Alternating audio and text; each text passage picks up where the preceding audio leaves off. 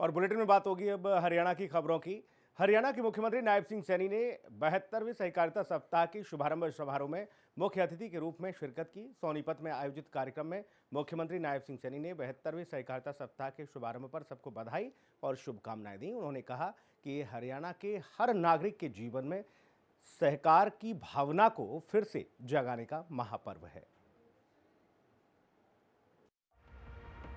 मुख्यमंत्री नायब सिंह सैनी ने कहा कि भारत की आत्मा गांव में बसती है और गांव की प्रगति का मार्ग सहकार से ही होकर जाता है। सीएम ने कहा कि इस साल को सहकारिता वर्ष के रूप में मनाया जा रहा है। आज उन लाखों लोगों को याद करना चाहिए जिन्होंने अपनी छोटी छोटी बचत और सामूहिक शक्ति से विशाल सहकारी आंदोलन का निर्माण किया।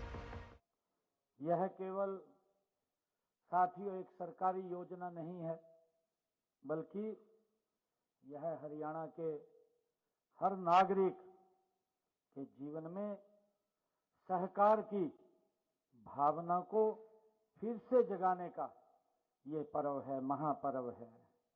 मैं आप सबको इस अवसर पर हार्दिक बधाई देता हूं, शुभकामनाएं देता हूं। साथ ही इस भव्य आयोजन के लिए मैं आयोजकों का भी दिल से बहुत बहुत आभार व्यक्त करता हूं। सीएम सैनी ने कहा कि प्रधानमंत्री नरेंद्र मोदी ने सहकारी आंदोलन को मजबूती प्रदान करने का काम किया। देश में अलग सहकारिता मंत्रालय का गठन प्रधानमंत्री नरेंद्र मोदी के नेतृत्व में हुआ। हरियाणा ने देश को अन्नदाता दिए हैं। सहकारिता आंदोलन हरियाणा के विकास की रीढ़ की हड्डी है। हम सब जानते हैं कि भारत की आत्मा गांव में बसती है और गांव की प्रगति का मार्ग ये सहकार से ही जाता है।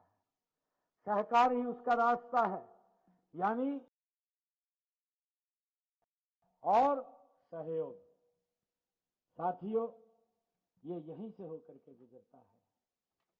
मुझे खुशी है कि यह कोई नया विचार नहीं है, ये कोई नया विचार नहीं है। यह हमारी सभ्यता, हमारी संस्कृति, ये उसका मूल आधार है। साथियों, हमारे गांव के लोग तालाब, कुओं व नालों की खुदाई व सफाई का काम मिलकर के करते थे।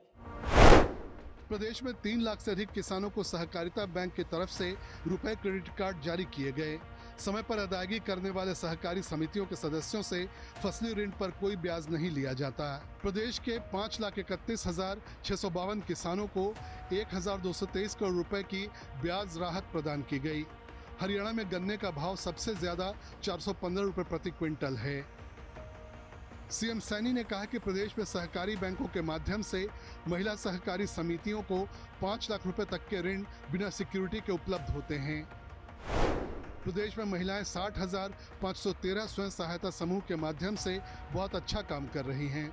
सीएम सैनी ने कहा कि लोग सहकार की भावना को अपने जीवन का अभिन्न अंग बनाने का प्रण लें। ब्यूरो रिपोर्ट, हिंदी खबर। मुख्यमंत्री नायब सिंह सैनी ने दादा कुशाल सिंह दहिया के बलिदान दिवस की स्मृति में आयोजित कार्यक्रम में बतौर मुख्य अतिथि शिरकत की।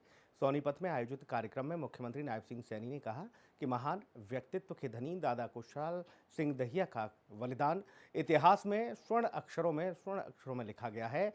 साथ ही हरियाणा में श्री गुरु तेग बहादुर जी का 350वां शहीदी दिवस प्रदेश में बड़े स्तर पर मनाया जा रहा है।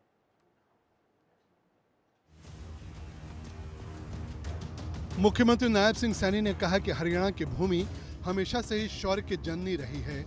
दादा कुशाल सिंह दहिया जी का बलिदान केवल धार्मिक नहीं बल्कि चेतना का प्रतीक है। उनके बलिदान दिवस पर इतनी भारी संख्या में आने पर सीएम ने सबका स्वागत और अभिनंदन किया। सीएम सैनी ने कहा कि जो राष्ट्र अपने वीरों को याद रखता है वही राष्ट्र अमर होता है। इस पवित्र भूमि पर वीरता, बलिदान और धर्म की रक्षा के महान आदर्श दादा खुशाल सिंह दहिया जी को नमन करने के लिए एकत्र हम हुए हैं।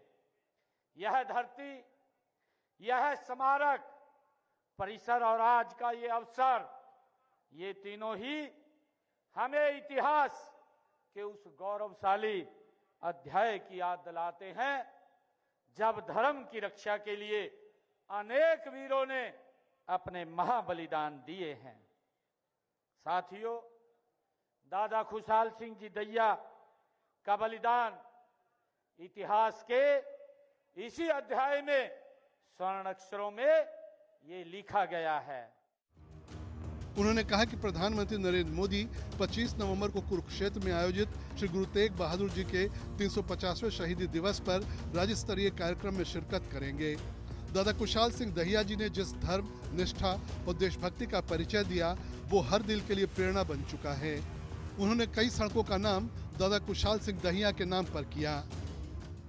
जो जीटी रोड से बड़खालसा जाने वाली रोड जो नग्गल कलां से मनौली गांव तक जाती है, का नाम दादा खुशहाल सिंह दहिया मार्ग किया जाएगा।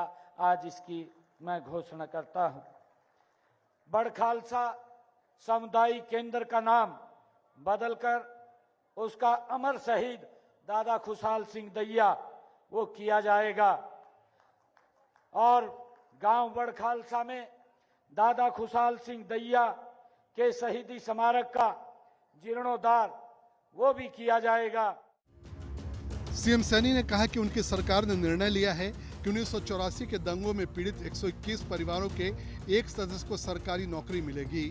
यमुनानगर में बन रहे मेडिकल कॉलेज का नाम हिंद की चादर श्री गुरु तेग बहादुर जी के नाम पर रखा गया है। गांव दीपालपुर में ग्राम पंचायत की तरफ से उपलब्ध कराई गई भूमि पर महिलाओं और युवाओं के लिए स्किल डेवलपमेंट पार्क बनाया जाएगा। इस पार्क के निर्माण के लिए 1 करोड़ रुपए का खर्च आएगा। गांव दीपालपुर में कम्युनिटी सेंटर का भी निर्माण करवाया जाएगा, जिसमें 65 लाख रुपए खर्च होंगे। राई विधानसभा के 25 किलोमीटर के रास्तों को खेत खलिहान योजना के तहत पक्का करवाया जाएगा। पॉन्ड अथॉरिटी की तरफ से निरीक्षण के बाद तालाबों का विस्तारीकरण और सौंदर्यीकरण करवाया जाएगा। मुख्यमंत्री ने